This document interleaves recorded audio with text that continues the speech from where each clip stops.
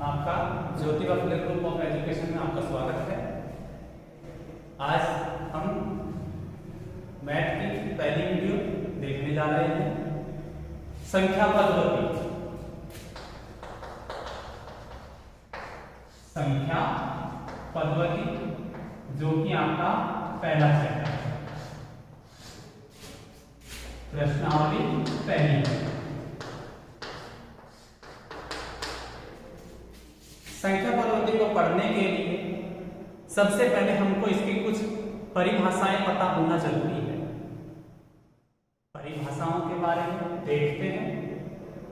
सबसे पहली चीज आती है क्या? प्राकृत संख्या, नेचुरल नंबर्स। सबसे पहली चीज प्राकृत संख्या किसे कहते हैं। इसके बाद आएगी पूर्ण संख्या की परिभाषा,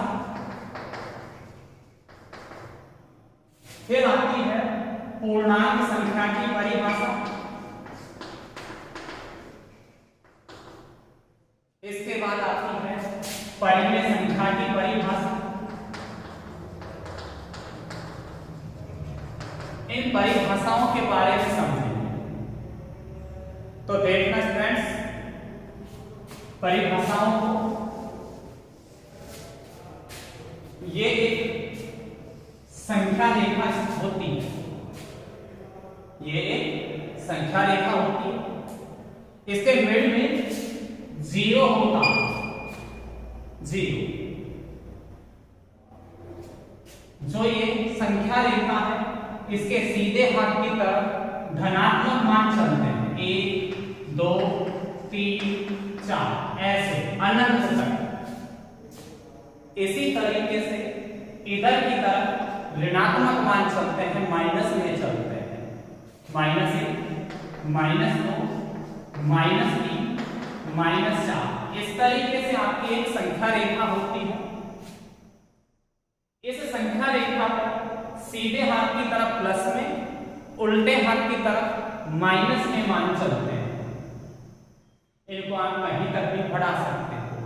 जैसे जैसे हम सीधे हाथ की तरफ चलते चलेंगे, मान बढ़ता जाता है। उल्टे हाथ की तरफ चलने पर मान घटता जाता है। जैसे का 0 -1 से बड़ा है, -1 -2 से बड़ा है, -2 -3 से बड़ा है। यानी इधर की संख्याएं बड़ी, इधर की संख्याएं छोटी होती है। 0 बड़ा है -1 से, बड़े की तरफ मुंह खुलता है, छोटे की तरफ इसकी पूंछ होती है, ध्यान रखना है। बड़े की तरफ मुंह खुलेगा, छोटे की तरफ पूंछ होगी। तो 0 बड़ा है कैसे? -1 से, अर्थात -1 छोटा है 0 से। बोला था कि बड़े की तरफ मुंह खुलेगा, छोटे की तरफ पूंछ होगी। तो इसलिए बोला कि 0 बड़ा है कैसे? -1 से। या फिर इसको ऐसे भी लिख सकते हैं कि -1 छोटा है कैसे? 0 से। मेरे हिसाब से समझ में आ रही है। आगे देखते हैं बेटा, इन परिभाषाओं को, जो मैंने अभी आपको परिभाषाएं बताई थी, उन सारी परिभाषाओं को याद करने में स्टूडेंट्स कंफ्यूज होता है। आपको कंफ्यूज कतई नहीं होना है। तो देखना, यहां से मैंने चालू किया, इधर से मैंने चालू किया, तो बेटा ये बनती है आपकी प्राकृत संख्या, नेचुरल नंबर्स। प्राकृत संख्या बनती है, अर्थात प्राकृत संख्या की परिभाषा बनती है कि 1 से अनंत तक की, 1 से अनंत तक की सभी संख्याओं के समूह को प्राकृत संख्या कहते हैं। परिभाषा बता रहा हूं, प्राकृत संख्या बनी क्या इसकी परिभाषा? 1 से अनंत तक, कहीं तक भी जा सकते हैं, आगे तक कोई अंत नहीं है इसका। 1 से अनंत तक की सभी संख्याओं के समूह है। एक से अनंत तक की सभी संख्याओं के समूह को प्राकृत संख्या कहते हैं।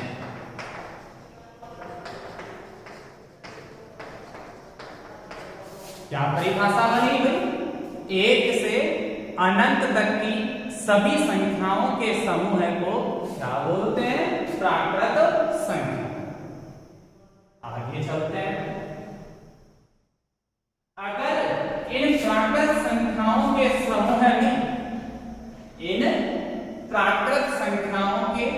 समूह में इस जीरो को भी शामिल कर लें,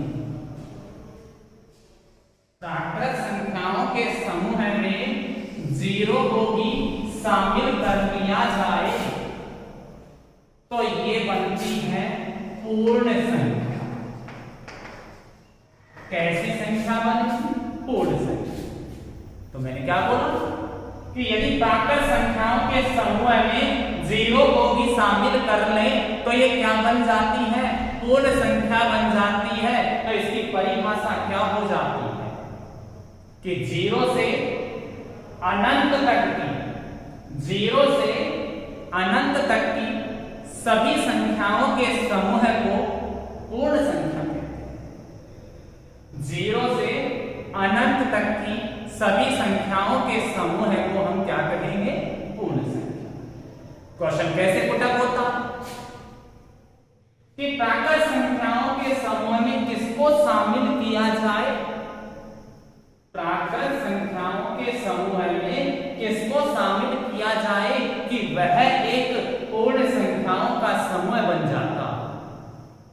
प्राकृत संख्याओं के समूह में किसको शामिल किया जाए कि वह एक पूर्ण संख्या का समूह बन जाता? तो अपना आंसर क्या आएगा? जीरो। जीरो को तो शामिल किया है जब तो ये पूर्ण संख्याओं का समूह बना है। तो भैया इसकी परिभाषा बनती है किसकी? पूर्ण संख्या। दो परिभाषाएं होंगी पूर्ण संख्या। पहली परिभाषा कि जीरो से अनंत तक की सभी संख्याओं के समूह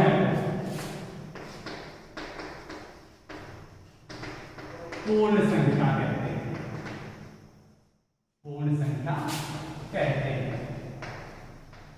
परिभाषा दूसरी भी बनती है, इसकी दो बनती है, बोला है। पहली तो ये है, दूसरी ये है।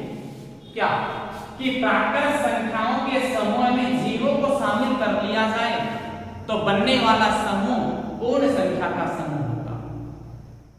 प्राकृत संख्याओं के समूह में पूर्ण संख्या को जीरो को भी शामिल कर लिया जाए तो बनने वाला समूह किसका होगा? पूर्ण संख्या। तो दूसरी परिभाषा बनती है प्राकृत संख्याओं के समूह में जीरो को सम्मिलित करने पर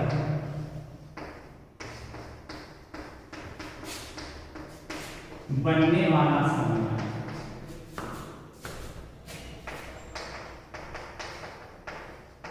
काय का समूह होगा? पूर्ण का समूह है। आइए समझ लें। हाँ भाई, प्राकृत संख्याओं के समूह में जीरो को सम्मिलित कर लिया जाए तो बनने वाला समूह पूर्ण संख्या का समूह बन जाता। पहले बताइए आपको प्राकृत संख्या की परिभाषा कि एक से अनंत तक की सभी संख्याओं के समूह को प्राकृत संख्या कहते हैं। अब बताइए पूर्ण संख्या की परिभाषा कि जीरो से अनंत तक की सभी संख्याओं के समूह को हम पूर्ण संख्या कहते हैं। या इसकी दूसरी परिभाषा बनती है कि प्राकृत संख्याओं के समूह में जीरो को शामिल कर लिया जाए तो क्या बन जाती है?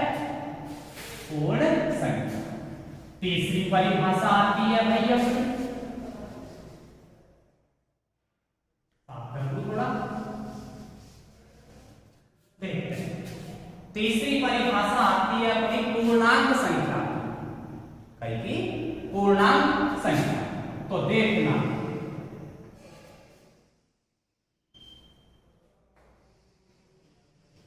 ये ध्यान रखना कि ये जो आपको संख्या पद्धति बता रहे हैं यही काम नहीं आती, आगे कंपटीशन एग्जामों में भी बहुत काम आती है। इसको अभी से आप क्लियर करके चलो, नोट्स बनाते चलो, बहुत फायदा मिलेगा। तो देखना, अब अपन पढ़ रहे हैं पूर्णांक संख्या की। मैथ को सीधे ना पढ़ के इसी तरह से स्ट्रक्चर के हिसाब से पढ़ना चाहिए। अब किसकी परिभाषा पढ़ रहे हैं अपन? पूर्णांक संख्या। आपने देखा कि पूर्णांक संख्या में सभी प्लस की संख्याएं भी आ रही, सभी माइनस की संख्याएं भी आ रही। प्लस की संख्याओं को धनात्मक बोलते हैं, माइनस की संख्याओं को ऋणात्मक बोलते हैं। बोला था शुरुआत में ही, सभी प्लस की संख्याओं को धनात्मक, माइनस की संख्याओं को ऋणात्मक बोलते हैं। तो भैया अब हम पढ़ रहे हैं इसकी डेफिनेशन, पूर्णांक संख्या।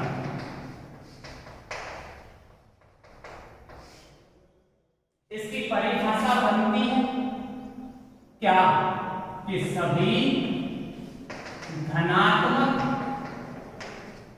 और ऋणात्मक, अर्थात धनात्मक बोले तो प्लस, ऋणात्मक बोले तो माइनस, सभी धनात्मक और ऋणात्मक संख्याओं के समूह को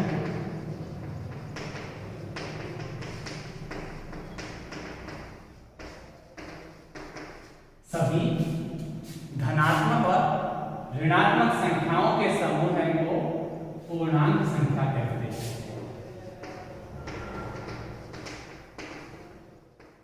पूर्णांक संख्या कहते हैं। या फिर पूर्ण संख्या के समूह में सभी ऋणात्मक संख्याओं के समूह को जोड़ दें, पूर्ण संख्याओं के समूह में सभी ऋणात्मक संख्याओं को भी शामिल कर लें, तो वे कौन सी संख्या बन जाती है? पूर्णांक संख्या। तो आप इनको इस स्ट्रक्चर के हिसाब से ही समझ सकते हो। ऐसे समझने में, आपको लर्न करने में, सीधे रटने में फायदा नहीं है। यहीं से वैसे बना बना के समझो कि सभी धनात्मक और ऋणात्मक संख्याओं के समूह को हम क्या बोलेंगे? पूर्णांक संख्या। अब बात आती है परिमेय संख्या। कल की बात आएगी परिमेय संख्या। तो देखना, परिमेय संख्या बहुत इंपॉर्टेंट चीज है ये।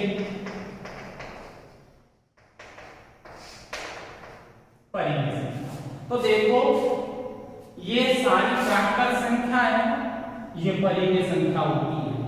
सारी पूर्ण संख्या है, परिमेय संख्या होती है। सारी पूर्णांक संख्या है, परिमेय संख्या होती है। यानी ये सब की सब जो है, सारा का सारा निचोड़ जो है वो किसके अंतर्गत आता है? परिमेय संख्या के अंतर्गत। सभी प्राकृत संख्या भी परिमेय संख्या, पूर्ण संख्या भी परिमेय संख्या, पूर्णांक संख्या भी परिमेय संख्या होती है। तो देखते हैं बेटा परिभाषा इसकी।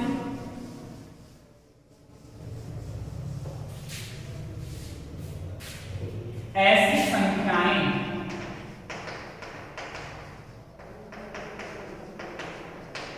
जिनको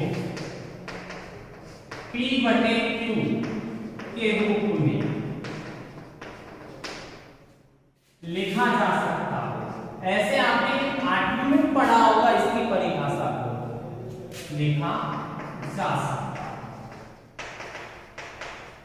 P/Q का अंश बटे हर के बटे के रूप में लिखा जा सकता है। ऐसी संख्याएं जिनको P/Q के रूप में लिखा जा सकता हो, परंतु ये जो Q है ना, Q इसका मान 0 नहीं होना चाहिए। काट दिया ना, बराबर नहीं है, बराबर को काट दिया, इसका मतलब बराबर नहीं है। किसके बराबर नहीं है? 0। परंतु Q बराबर 0 जीरो ना हो, परिमेय संख्या कहलाती है। परिमेय संख्या कहलाती है। ऐसी संख्याएं जिनको p बटे q के रूप में लिखा जा सकता हो, परंतु q का मान 0 नहीं होना चाहिए, क्या कहलाएगी? परिमेय संख्या कहलाएगी। तो ये तो इसकी परिभाषा हो गई। अब इसमें से क्वेश्चन कैसे पुटअप करता है? क्या 0 एक परिमेय संख्या है? क्या 0 एक परिमेय संख्या है?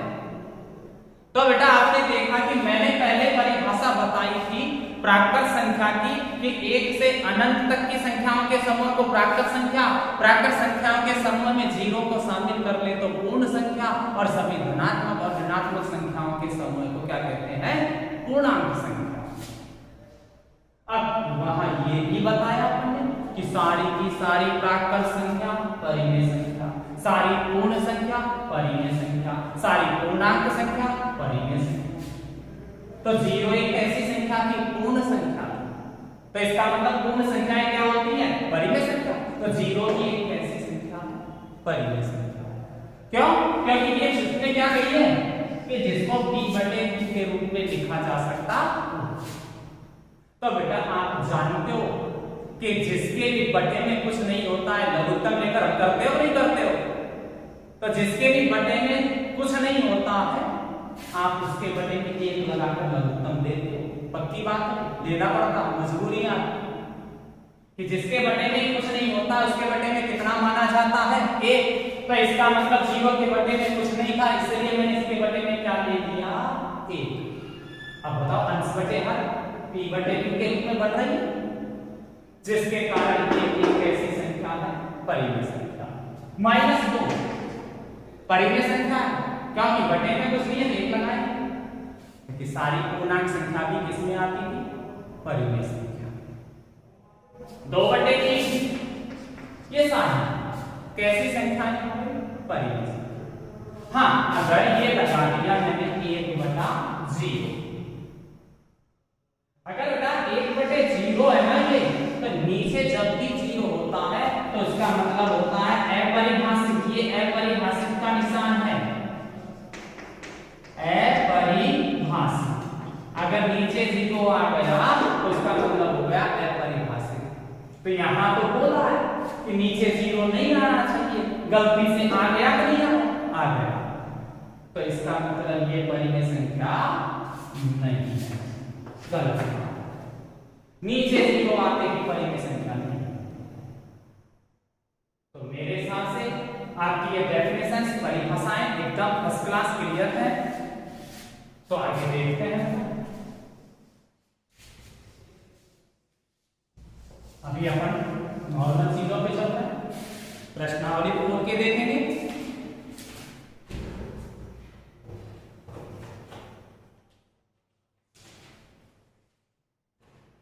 जैसे प्रश्नावली 1.1 खोल के देखते हैं। आपका पहला प्रश्न ये कहता है कि क्या 0 एक परिमेय संख्या? क्या इसे आप p बटे q के रूप में लिख सकते हो? पहला प्रश्न क्या है? क्या 0 एक परिमेय संख्या है? पहला प्रश्न है, क्या 0 एक परिमेय संख्या है? ये पूछ रहा है, क्या 0 एक परिमेय संख्या है? क्या इसे p बटे q के रूप में लिख सकते हो?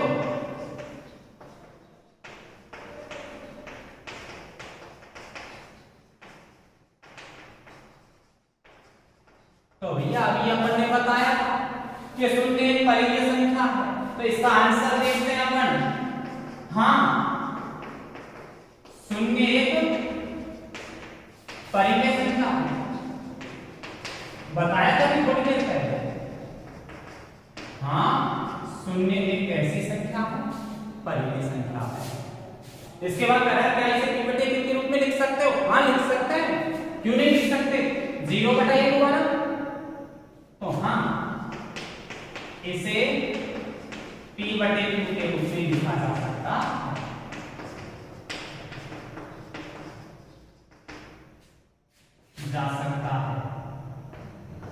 जहां Q का मान क्या होगा, 1 होगा। जहां Q का मान क्या है, 1 है, इसलिए लिख सकते हैं। अगर Q का मान 0 होगा ना, नीचे 0 होता तो नहीं लिख सकते। तो ये अपना पहला क्वेश्चन बनता है। नेक्स्ट करते हैं,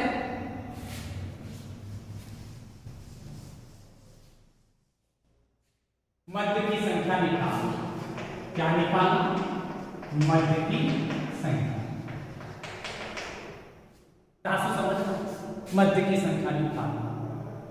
मध्य की संख्या निकालने का फॉर्मूला होता है इसका प्रथम संख्या प्लस अंतिम संख्या बटे में प्रथम संख्या प्लस अंतिम संख्या बटे में, ये फॉर्मूला। या फिर a प्लस b बटे 2, यानी पहली संख्या प्लस दूसरी संख्या बटे में 2 लगा सकते। क्या बन रहा है, मध्य की संख्या। सिंपल काम है। जैसे सवाल है आपका क्वेश्चन नंबर 2, 3 और 4 के मध्य की 6 परिमेय संख्याएं ज्ञात करो। किसके मध्य की, 3 और 4 के मध्य की 6 परिमेय संख्या ज्ञात करो।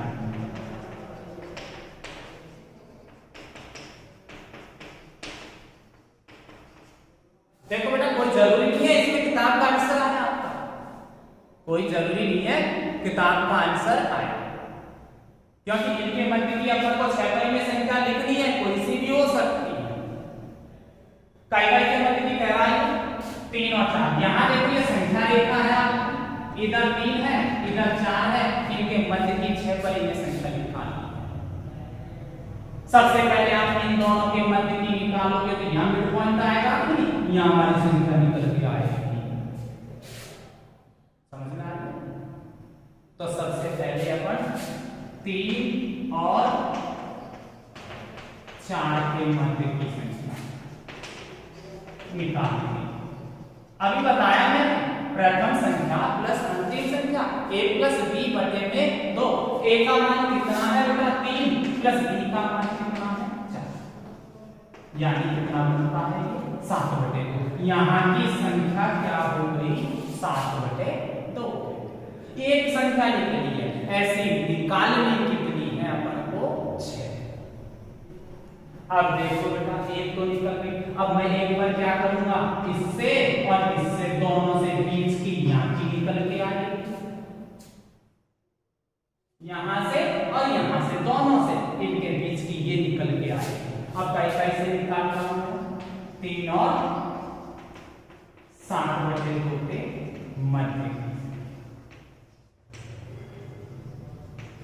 बराबर। कैसे, मैंने कही a प्लस b बटे 2। अब a ये है, b ये है, तो 3 प्लस 7 बटे 2 बटे में वापिस भाई, ये तो a और b लिखा है, बटे का 2 का सूत्र का अलग, इसके बटे में कुछ नहीं तो 1 लगाना पड़ेगा, क्योंकि बटे वाले सवाल लघुत्तम से होते हैं। इसका लघुत्तम कितना आ जाएगा, 2। 1 का भाग 2 में 2 बार, 2 दिए 6, 2 का 2 में 1 बार, 1 को 7 से गुणा करेंगे 7 बटे में 2। इसके बटे में कुछ नहीं था बेटा, 1 मान सकते हैं ऐसे अपन। मध्य पदों का गुणनफल होता है, बाहर के पदों का गुणनफल होता है। तो ये कितने होंगे, 13 बटे में कितना है, 2 दूनी के 4, मध्य पदों का गुणनफल करते हैं। तो ये वाली कितनी आ गई, 13 बटे 4। ऐसे हम इसके और इसके मध्य की संख्या निकालेंगे। अभी तक 2 निकली है, निकालनी कितनी है, 6। लंबी प्रोसेस है। अब अपन किसके मध्य की निकालेंगे, 7 बटे 2 और 4 के मध्य की, ऐसे ही निकालेंगे।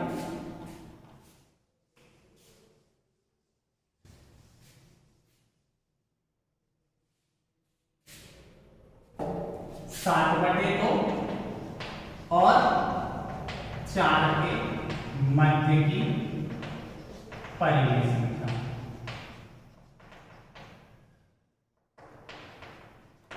देखो क्या बन गई, पहले ये बन गई, दूसरी ये बन गई, तो 7/2 पहली प्लस दूसरी या पहले प्लस अंतिम प्लस 4 बटे में कितना हो जाएगा 2।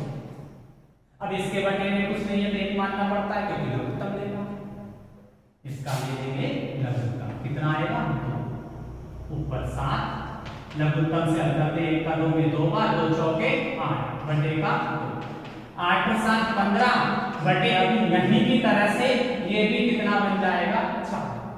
तो यहाँ की संख्या कितनी आ गई 15/4, कितनी निकल गई 3।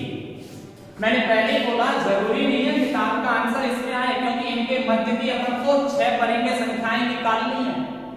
कोई जरूरी नहीं है कि अब अपन देखो इन दोनों के मध्य की निकाल सकते हैं, यहां से यहां दोनों के मध्य की भी निकाल सकते हैं, कैसे भी निकाल सकते हैं। तो अब मैं निकालना चाहूंगा यहाँ की संख्या, यहाँ की संख्या किससे निकलेगी 3 और 13/4 से। फिर बाकी निकाल दूंगा इन दोनों के मध्य की संख्या, इस तरह से कितनी हो जाएगी 1 2 3 4 5 बन जाएंगे। ये आपको ट्राई भी करना है, खुद को भी निकाल के देखना है, और इसके बाद आप एक कहीं और भी निकाल लो, यहाँ भी निकाल लो, हो जाएगी 6। तो बेटा इसी प्रोसेस से अब मैं किस किस के मध्य की परिमेय संख्या निकाल रहा हूं 3 और 13/4, 3 और 13/4 की मध्य की परिमेय संख्या।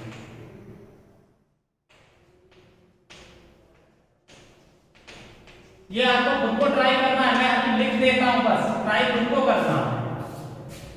3 और 13/4 प्रॉब्लम आए पूछना, कमेंट करना। इसके बाद आपको निकालना है, ये निकालना है, खुद को निकालना है, कितनी हो जाएंगी इससे 1 2 3 और 4 हो जाएंगी। फिर आपको निकालना है 15/4 और 4 के मध्य की परिमेय संख्या, 15/4 और 4 के मध्य की परिमेय संख्या, ये भी आपको निकालनी है, निकालोगे। और इसके बाद आप किस किस के मध्य की निकाल दोगे 13/4 और 7/2 के मध्य की परिमेय संख्या। ट्राई जरूर करना है आपको, कोशिश करनी है घर से। 13/4 और 7/2 के मध्य की परिमेय संख्या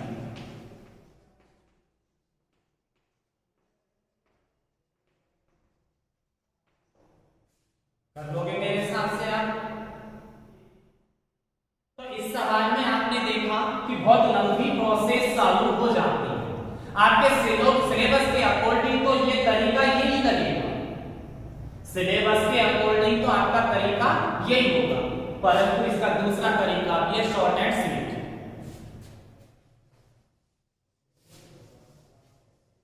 वो देखते हैं